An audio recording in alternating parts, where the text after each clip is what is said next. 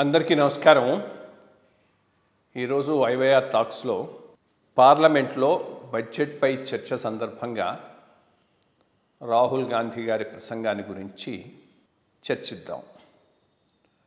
ఒకటి, రాహుల్ గాంధీ ఉపన్యాసంలో మెచ్యూరిటీ అవుపిస్తున్నది, దాంట్లో ఏమీ డౌట్ లేదు. వెనుక ఎవరు స్పీచ్ తయారు చేయటంలో భాగస్వామ్యంగా ఉన్నారు, కానీ ఈ ప్రభుత్వానికి వ్యతిరేకంగా ఏ అంశాల మీద ఫోకస్ చేయాలనే దాని మీద చాలా మేధోమథనం జరిగినట్టే కనిపిస్తోంది. ప్రభుత్వం బడ్జెట్లో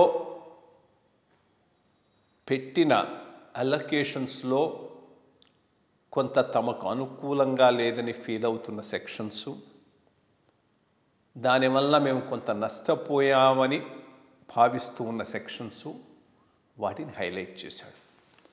ప్రధానంగా మిడిల్ క్లాస్ మీద చాలా ఫోకస్ చేసి మాట్లాడాడు. అంటే క్యాపిటల్ గెయిన్ ట్యాక్స్లో చేసిన రిఫార్మ్స్, ఇండెక్సేషన్ తీసేయటం, ఇవి దానివల్ల వాళ్ళు జరిగిన నష్టం పెద్దగా లేదు. ఎందుకంటే రేట్లు తగ్గించారు, ఇండెక్సేషన్ తీసేశారు. ఇది మధ్యతరగతిని ఫోకస్ చేసి కానీ వాళ్ళు దెబ్బతీయాలనే ఉద్దేశంతో చేసిందైతే కాదు.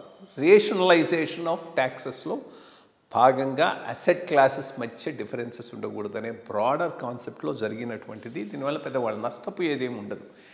కానీ రాజకీయంలో నిజం కన్నా భావన, పర్సెప్షన్ చాలా ఇంపార్టెంట్. పర్సెప్షన్ను ఎవరైతే హైజాక్ చేయగలుగుతారో రాజకీయాల్లో వాళ్ళే లబ్ధి పొందుతారు. ఈ రకంగా పర్సెప్షన్ను హైజాక్ చేయడంలో సక్సెస్ అయినాడనే నేను అనుకుంటున్నాను. కొంతవరకు సక్సెస్ అయినాడు. ఆ రకంగా వాళ్ళను స్పెసిఫిక్గా టార్గెట్ చేస్తూ తను మాట్లాడటం జరిగింది. రెండోది, ఈరోజు వ్యవసాయదారులకు మినిమం సపోర్ట్ ప్రైస్ ఎదురుగా వస్తూనే ఉన్నది, దాంట్లో ఏమీ ప్రాబ్లం లేదు. కావాల్సింది క్రాప్ డైవర్సిఫికేషన్, దానికి ఏం చేయాలనేది బడ్జెట్ దాని మీద ఫోకస్ చేసింది. ఎక్కువ వరి పంటను ఆపటానికి, వరి పంట బదులుగా ఆయిల్ సీడ్స్, పప్పు దినుసులు, వీటి మీద ఫోకస్ పెట్టడానికి ఏం చేయాలనేది, అది దేశానికి అవసరమైనటువంటి విషయం. వ్యవసాయదారులకు కూడా దానివల్ల లాభం వచ్చేది. దానిని పక్కన పెట్టి లీగలైజేషన్ ఆఫ్ ఎంఎస్పీ అనేది, అంటే ఇది పర్సెప్షన్, అగైన్ పర్సెప్షనల్ ఇష్యూను దేని మీద అయితే కొన్ని వర్గాల్లో, కొన్ని ప్రాంతాల్లో, ముఖ్యంగా హర్యానా, పంజాబ్ ఏరియాలో ఎక్కడైతే వాళ్ళు మార్కెట్ కోసంగా ఎక్కువగా పండించి ఈ ఎంఎస్పీ ద్వారా లాభం పొందటానికి అలవాటు పడ్డారో ఆ రాష్ట్రాల వీళ్ళను ఫోకస్ చేస్తూ దానిని ఒక పెద్ద ఐటెం కింద మాట్లాడాడు. ఇక ఇది ఎలిటిస్ట్ బడ్జెట్ అనేది చెప్పటానికి చాలా ప్రయత్నం చేశాడు. సో ఇది కొంత ఒక రకంగా ఈ ప్రభుత్వం మొండిగా దీన్ని రిపట్ చేసే బదులు వార్నింగ్ సిగ్నల్గా తీసుకొని ప్రియారిటీస్ను కొద్దిగా మార్చుకోవటం మంచిది. ఒకటి, ఫైనాన్స్ మినిస్టర్ గారి ఇంటర్వెన్షన్ కూడా సరిగ్గా ఉండుంటే బాగుండేది. ఇప్పుడు లైక్ అగ్నివీరులకు పెన్షన్ పెట్టలేదు అన్నాడు, అది నిజం కాకపోవచ్చు. ఓవరాల్ డిఫెన్స్ బడ్జెట్ పెన్షన్లోనే వాళ్ళ పెన్షన్ ఉండొచ్చు. అది ఆమె వెంటనే చేసి రిపట్ చేసి ఉండుంటే బాగుండేది. ఇటువంటి ఒకటి రెండు విషయాలు. అట్లాగే ఇంకొక చిన్న కథను వాడటానికి ప్రయత్నం చేశాడు. ఈ హల్వా తయారు చేసినప్పుడు ఫైనాన్స్ డిపార్ట్మెంట్కు సంబంధించిన వాళ్ళల్లో బీసీలు, ఎస్సీలు, మైనారిటీసు లేరు అనేటటువంటి ఒక రాంగ్ ఇంప్రెషన్ను ఒకదాన్ని క్యారీ చేయడానికి ప్రయత్నం చేశాడు. దీని ద్వారా ఆయన చేయాలనుకుంటున్నది ఏంది అని అంటే, ఇది ఎలిటిస్ట్ బడ్జెటు, ఇది ఎలిటిస్ట్ గవర్నమెంట్ అని ఫోకస్ చేయడానికి ప్రయత్నం చేశాడు. కానీ ఎప్పుడు బడ్జెట్ తయారైనా అక్కడ ఎవరు సెక్రటరీగా ఉంటే, ఎవరు మినిస్టర్గా ఉంటే వాళ్ళే దాంట్లో ఉంటారు. స్పెసిఫిక్గా దాంట్లో కాస్ట్ కాంబినేషన్ తీసుకొని వచ్చి నిలబెట్టే పరిస్థితి ఎప్పుడూ ఉండదు. వీళ్ళ నాన్నగారు పరిపాలించినప్పుడు లేదు, వీళ్ళ అమ్మగారు యూపీఏ చైర్మన్గా ఉన్నప్పుడు లేదు. అప్పుడు చేసిన బడ్జెట్లో చిదంబరం గారు వండిన హల్వా కానీ, ప్రణబ్ ముఖర్జీ గారు వండిన హల్వాలో కానీ ఎటువంటి సెక్రటరీలు ఉన్నారో, ఎటువంటి వాళ్ళు ఉన్నారో అటువంటి వాళ్ళు ఇప్పుడు ఉన్నారు. ఆ పాయింట్ అన్నప్పుడైనా ఆమె ఇంటర్వెన్షన్ చేసి ఉంటే కొంతవరకు బాగుండేది. ఈ 2-3 చోట్ల ఫైనాన్స్ మినిస్టర్ ఆపి ఇంటర్వ్యూన్ కాకపోవడం కొంతవరకు ఆయనకు ఫ్రీ హ్యాండ్ ఇచ్చేసింది. తను అబద్ధాలు కానీ ఏం చెప్పినా కానీ అది చెల్లిపోయేటట్టుగా వచ్చింది. సో ఇది ఒక బ్రాడ్గా ఈ ప్రభుత్వం ఎలిటిస్ట్ ప్రభుత్వం అనేటటువంటి ఒక థీమ్ని తీసుకుపోవటానికి ప్రయత్నం చేశాడు, కొంతవరకు సక్సెస్ అయినాడు. సో ఇది టైం, ఇది వార్నింగ్ కింద తీసుకోవాలి. బేసిక్గా ఇది కొంతవరకు ఈ ప్రభుత్వం ఈ సిగ్నల్స్ను గత 4-5 ఏళ్లలో విస్మరిస్తూ ఉండింది.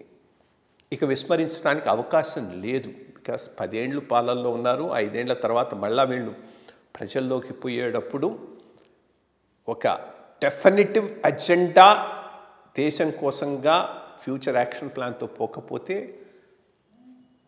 కొంత కష్టం ఎదుర్కొనేటటువంటి అవకాశం ఉంది. ఎటువంటిది?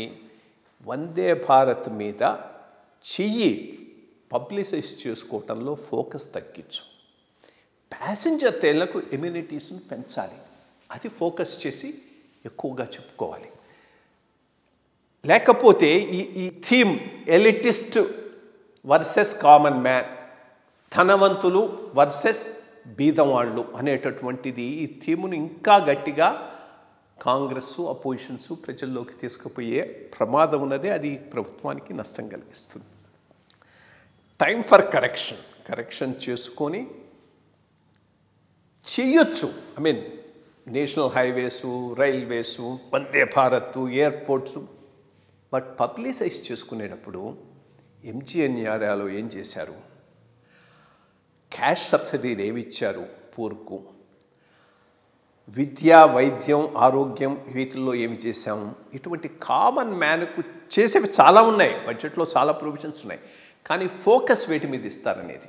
సో ఐ థింక్ ఇది ఒక మేధోమథనం జరిగి బీజేపీలో వాళ్ళ IT cell, social media cell కూర్చొని ప్రభుత్వం ప్రోపూర్ అనేటటువంటి ఇమేజ్ని గట్టిగా తీసుకుపోకపోతే ప్రభుత్వం యాంటీ పూర్ అనేటటువంటి ఇమేజ్ని కల్పించడంలో అపోజిషన్ సక్సెస్ అయ్యేటట్టు ఉంది. దానికి ఒక సిగ్నల్ ఈరోజు రాహుల్ గాంధీ గారి బడ్జెట్ సమయంలో ప్రసంగం. కోర్స్ వీళ్ళకి ఇంకో 5 సంవత్సరాలు ఉంది. ఈ అలయన్స్ పార్ట్నర్స్ సరిగ్గా సపోర్ట్ చేసుకుంటూ 5 ఏళ్ళు పాలన చేసుకోగలిగితే ఏ ప్రభుత్వమైనా మొదటి 1-2 సంవత్సరాల్లో ప్రజలకు అంత ఆకర్షణీయం కానివి, పాపులిస్ట్ కానీ డెసిషన్స్ తీసుకోవాలి. తీసుకుంటే వ్యాపారం పెద్ద దాని ఎఫెక్ట్ ఉండదు. బట్ లాస్ట్ 3 ఇయర్స్లో మాత్రం కొంత ట్యాంపర్ చేసుకుంటూ పోవాల్సిన అవసరం ఉన్నది. ఇది దృష్టిలో పెట్టుకొని పరిపాలనలో ఓవరాల్గా ఒక ఓవర్హాల్ చేసుకోకపోతే ప్రభుత్వానికి ఇది ఒక వార్నింగ్. రాజీవ్ గాంధీ గారు ఈరోజు చాలా టెఫ్ట్గా పూరు, మైనారిటీసు, మిడిల్ క్లాసు, ఫార్మర్స్ ఈ 4 సెక్షన్స్ను అడ్రస్ చేస్తూ ప్రభుత్వాన్ని టార్గెట్ చేస్తూ స్పీచ్ని కొనసాగించాడు. ఏదో జస్ట్ లైక్ దట్ తీసేసి దీనివల్ల ఏమీ కాదనుకుంటూ ముందుకు పోతే మాత్రం బీజేపీకి నష్టం అవుతుంది. దీనిని ఫ్యాక్టరింగ్ చేసుకుంటూ దీన్ని ప్రాపర్గా కౌంటర్ చేస్తూ దాంట్లో ఉన్న కొంత ఏరియాస్ని ఏవిటినైతే అడ్రస్ చేయటం లేదు అని పాపులర్ ఫీలింగ్ వస్తూ ఉందో ఆ అంశాలను అడ్రస్ చేస్తూ నెక్స్ట్ 3-4 ఇయర్స్లో యాక్షన్ ప్లాను ఏర్పాటు చేసుకోవాల్సిన అవసరం బీజేపీకి ఎంతైనా ఉంది.